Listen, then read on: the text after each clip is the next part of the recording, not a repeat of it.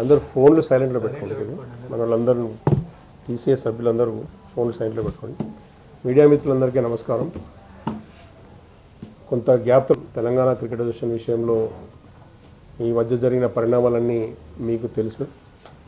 ఇక్కడ ముందు వేదిక పరిచయం చేస్తా. ఇవాళ ప్రత్యేకత ఏంది, మిమ్మల్ని ఎందుకు మళ్ళీ విత్ షార్ట్ నోటీస్ పిలిచినాం అనేది చెప్తా. ఈ మధ్యనే కొత్తగా తెలంగాణ క్రికెట్ అసోసియేషన్ కొత్త బోర్డు రీస్ట్రక్చర్ చేసినామంట. దానికి గవర్నింగ్ కౌన్సిల్ ఒకటి, తర్వాత ఒక మేనేజింగ్ కమిటీ కొత్తగా ఎన్నుకున్నాం. కొత్తగా ఈ తెలంగాణ క్రికెట్ అసోసియేషన్ అధ్యక్షులుగా శ్రీ బీబీ పాటిల్ ఎక్స్ఎంపీ గారిని ఎన్నుకున్నాం. తర్వాత ఆ లిస్ట్ అంతా మీకు నేను షేర్ చేస్తాను అఫీషియల్గా, కొత్తగా మేనేజింగ్ కమిటీ. తర్వాత శ్రీమతి డికే అరుణ ఎంపీ గారు గవర్నింగ్ కౌన్సిల్ చైర్పర్సన్గా వారు ఉంటారు. ఇంతకుముందు అధ్యక్షులుగా ఉన్న ఎండల్ లక్ష్మీనారాయణ గారు కో చైర్, అంటే ఎక్స్ ప్రెసిడెంట్ కాబట్టి బై ప్రోటోకాల్ కాన్స్టిట్యూషన్ ప్రకారం వారు కూడా ఇటువంటి సమావేశాలు జరిగినప్పుడు అధ్యక్షులతో పాటు మీటింగ్లో కూర్చుంటారు.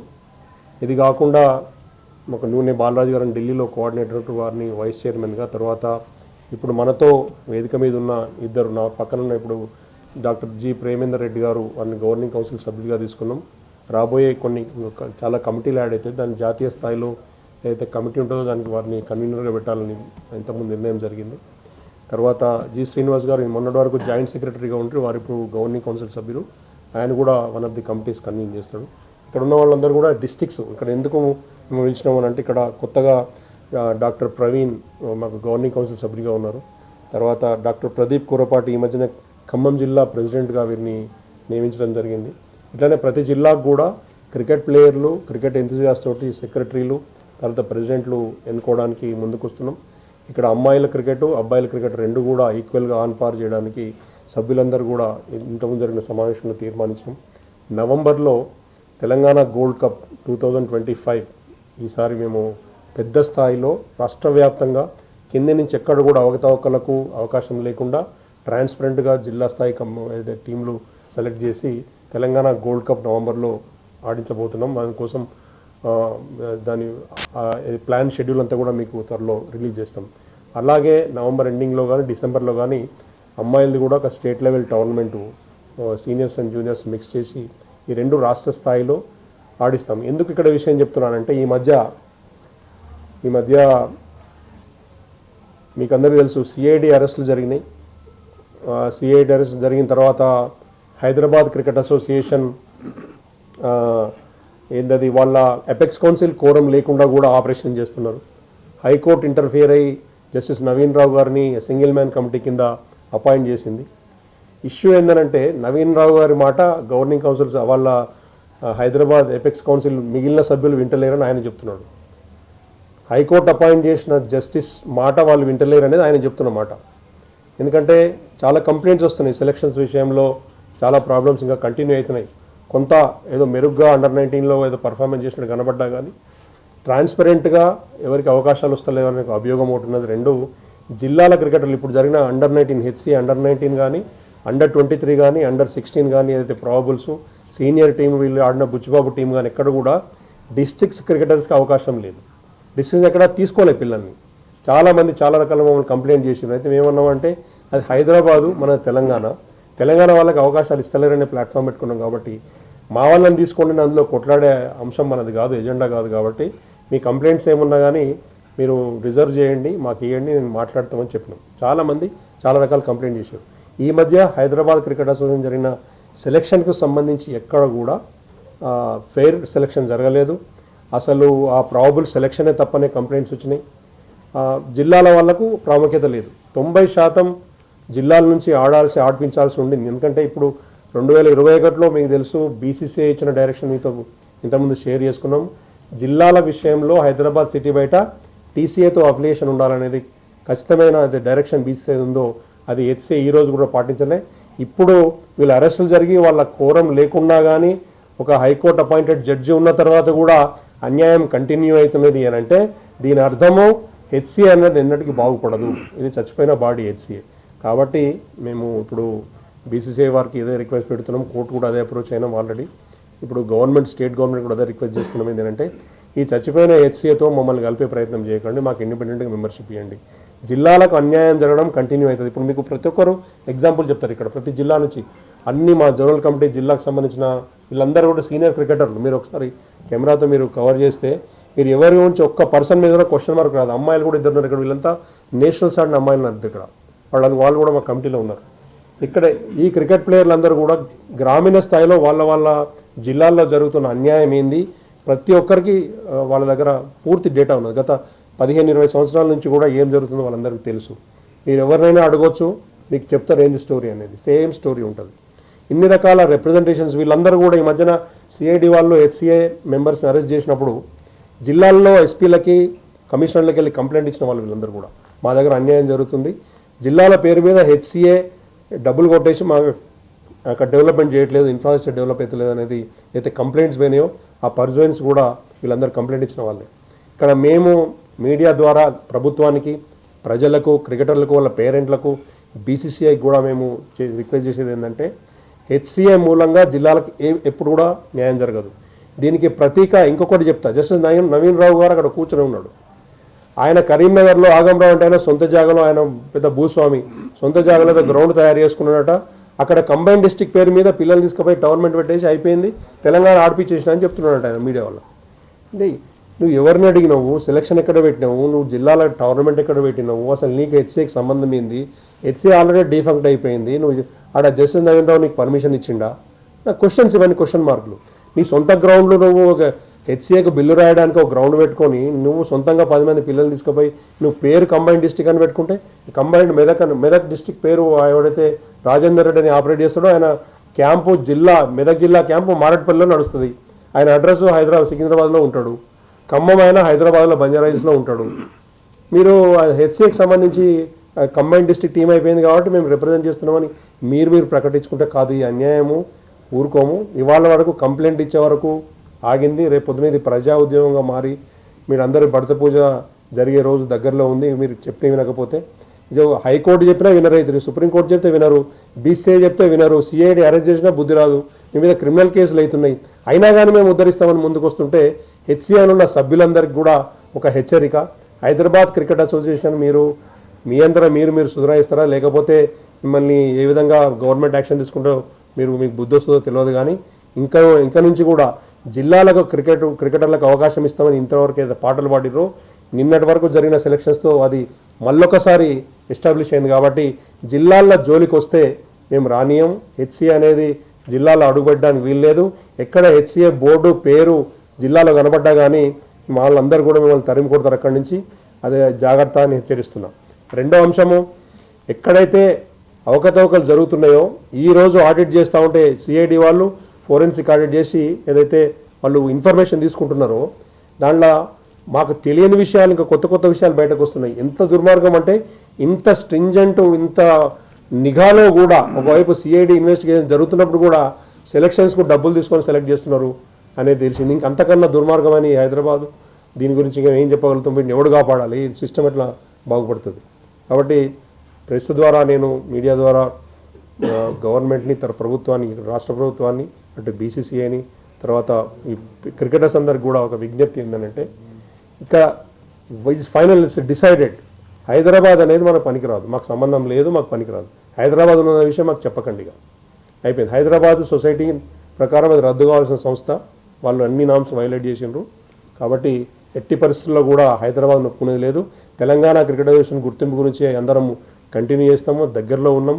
బీసీసీఐ తెలంగాణ క్రికెట్ అసోసియేషన్ను తెలంగాణ స్టేట్కు అఫీషియల్ మెంబర్గా గుర్తించాలని కోరుతూ ఇప్పుడు మా మిత్రుడు గవర్నింగ్ కౌన్సిల్ సభ్యులు ప్రేమేందర్ రెడ్డి గారిని అడ్రస్ చేయవలసింది. మీడియా మిత్రులందరికీ నమస్తే. మిత్రులు, ఈ యొక్క ది తెలంగాణ క్రికెట్ అసోసియేషన్ యొక్క సభ్యులు, governing council members, office bearers, managing committee members, zonal incharges, coaches, cricketers అందరు కలిసి వాళ్ళ ఇక్కడ సమావేశం కావడం జరిగింది. ముఖ్యంగా ఈరోజు క్రికెట్ అంటే కోట్లాది మందికి అభిమానం కలిగిన క్రీడ. ఎంతోమంది టాలెంట్ ఉన్నవాళ్ళు, ఎంతోమంది జెమ్స్ ఇవాళ జిల్లాలలో ఉన్నారు, గ్రామీణ ప్రాంతాలలో ఉన్నారు. ఒక్కొక్క గ్రామంలో 4, 5, 10 బృందాలుగా ఏర్పడి యువత ఇవాళ క్రికెట్ ఆడుతున్నారు. వాళ్ళు ఎంతో యొక్క ఆశతోనే క్రికెట్ ఆడుతున్నారు. క్రికెట్ పైన ప్రేమతో ఆడుతున్నారు. దాన్ని చూసి ఆనందించే వాళ్ళు కూడా కోట్లాది మంది ఉన్నారు, పెద్దలు ఉన్నారు, యువత ఉన్నది, అందరు ఉన్నారు. అటువంటి ఒక క్రికెట్ క్రీడను కేవలం కొంతమందికే పరిమితం చేస్తూ జరిగిన యొక్క వ్యవహారం ఇప్పటి వరకు మన తెలంగాణ రాష్ట్రంలో జరుగుతున్నది. ముఖ్యంగా ఒక తెలంగాణ ఉద్యమ స్ఫూర్తితోనెట్లయితే మనం అందరం ఉద్యమించామో, ఇవాళ తెలంగాణ గ్రామీణ క్షేత్రాల నుంచి ఉన్న యొక్క లక్షలాది మంది యువ క్రీడాకారులకు అవకాశం కల్పించాలి, వాళ్ళకు ప్రోత్సాహాన్ని అందించాలి, వాళ్ళను కూడా సెలక్షన్లో వచ్చే అటువంటి యొక్క అవకాశాలను కల్పించాలని చెప్పి ఈ సందర్భంగా తెలంగాణ క్రికెట్ అసోసియేషన్ వైపు నుంచి మేము బీసీసీఐని కూడా డిమాండ్ చేస్తున్నాం. ముఖ్యంగా బీసీసీఐ ఈరోజు అనేక రాష్ట్రాలలో 2-3 అసోసియేషన్స్ కూడా ఉన్నాయి. లైక్ మహారాష్ట్ర, గుజరాత్, మిగతా చోట్ల 2-3 అసోసియేషన్స్ కూడా రికగ్నేషన్ ఇచ్చింది బీసీసీఐ. అటువంటప్పుడు తెలంగాణలో ఎందుకు ఇక్కడ ఇవ్వకూడదు అనే ప్రశ్న ఇవాళ తెలంగాణ ప్రజల పక్షాన, తెలంగాణ క్రీడాకారుల నుంచి, ముఖ్యంగా క్రికెట్ అభిమానుల నుంచి వస్తున్నది. కాబట్టి ఈ రోజున తప్పక బీసీసీఐ ఈ విధంగా ఆలోచించాలి. ముందుగా రెండో విషయం ఏంటంటే, అసలు ఏదైతే హైదరాబాద్ క్రికెట్ అసోసియేషన్ ఉన్నదో అది ఇవాళ అవినీతిమయమైపోయింది, అవకతవకలమయమైపోయింది. ఇది మేము చెప్పడం కాదు, ఇవాళ ప్రభుత్వమే సిఐడి యొక్క దాడులు కానీ, అనేక మందిని అరెస్ట్ చేయడం కానీ, కేసులు పెట్టడం కానీ, గత అనేక సంవత్సరాల నుంచి జరుగుతున్న యొక్క అన్యాయం, అణిచివేత కార్యక్రమం జరుగుతుంది, ముఖ్యంగా గ్రామీణ క్రీడాకారుల విషయంలో. కాబట్టి ఎవరైతే టాలెంట్ ఉందో, టాలెంట్ గల్లీలలో ఉంది, పట్టణాలలో, అలాంటి వాళ్ళని కూడా ఇవాళ పైకి రానియడం లేదు. కేవలం వాళ్ళు కొన్ని ప్రలోభాల దృష్టిలో పెట్టుకొని అటువంటి వాళ్ళకు మాత్రమే అవకాశం ఇస్తున్నారు. కాబట్టి నిజమైన యొక్క టాలెంట్కి అవకాశం రావాలనేదే తెలంగాణ క్రికెట్ అసోసియేషన్ యొక్క భావన, ఉద్దేశం. కాబట్టి రాష్ట్ర ప్రభుత్వానికి కూడా నేను విజ్ఞప్తి చేస్తున్నా, గౌరవ ముఖ్యమంత్రి రేవంత్ రెడ్డి గారి నాయకత్వంలో ఉన్న రాష్ట్ర ప్రభుత్వానికి కూడా నేను విజ్ఞప్తి చేస్తున్నా, ఈ అవకతవకలమయమైన యొక్క ఈ హెచ్సిఏ పైన చర్య తీసుకోవాల్సిన యొక్క సమయం ఆసన్నమైంది. ఎందుకంటే గతంలో కొంతమంది అందులో ఉన్న వాళ్ళను ప్రోత్సహించి ఉండొచ్చు.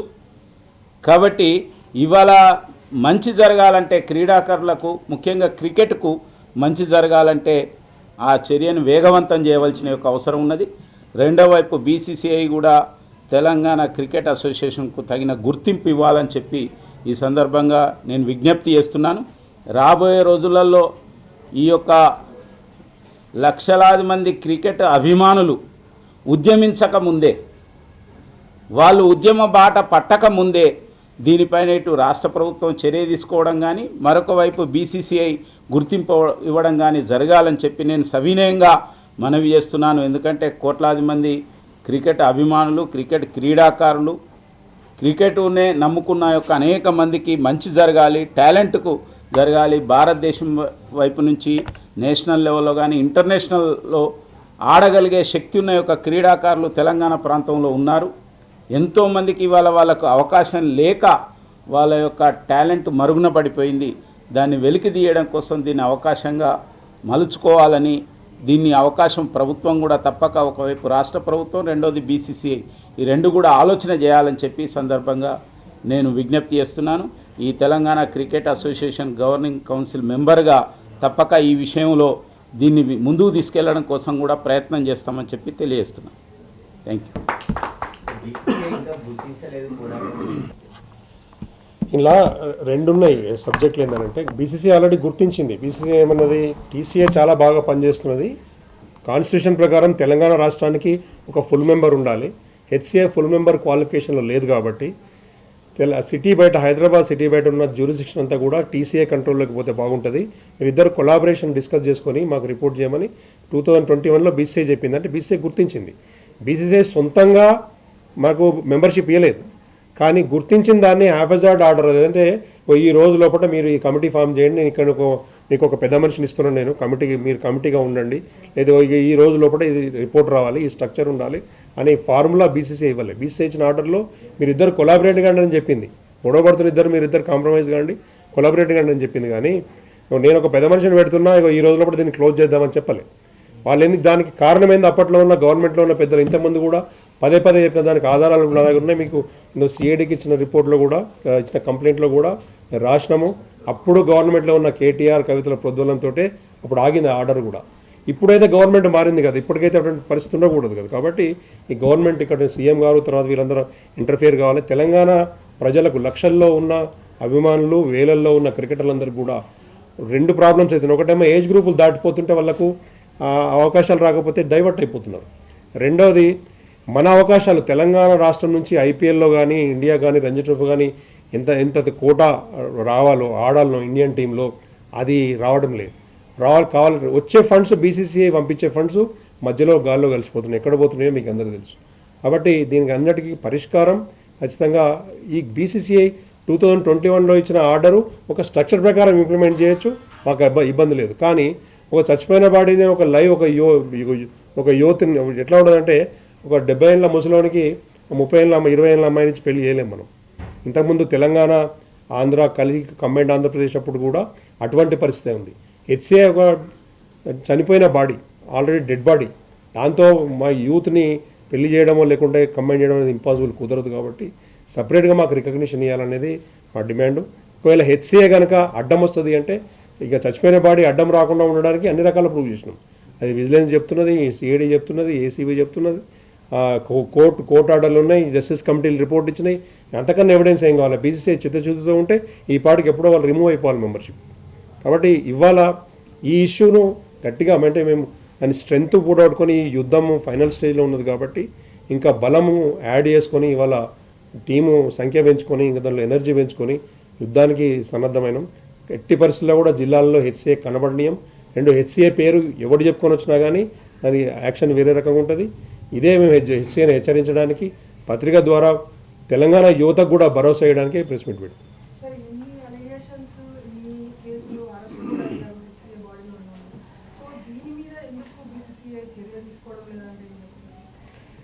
అది బీసీసీఐకి తెలిసే ఉంటుంది. బీసీసీఐ కూడా యాక్షన్ తీసుకునే ప్లాన్, వాళ్ళు కూడా ఈ మధ్యన బోర్డు రీస్ట్రక్చర్ దాంట్లో ఉన్నారు, రిప్రజెంటేషన్లు పోతున్నాయి త్వరలోనే. అదే ఇప్పుడు ఈ ప్రెజర్ దానికోసమే మళ్ళొక్కసారి బీసీసీఐ పెద్దల దృష్టికి తీసుకెళ్తాం.